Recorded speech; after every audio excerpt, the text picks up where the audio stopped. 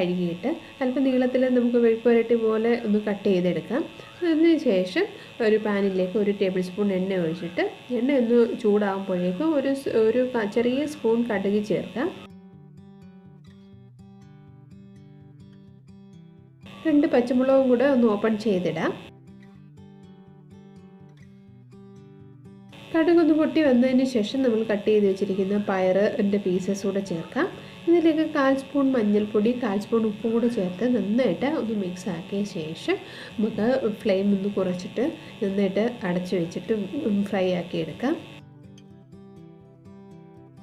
അതുപോലെ പയർ മെഴുക്ക് പുരട്ടിയും നമ്മൾ റെഡിയാക്കി എടുത്തിരിക്കുകയാണ്.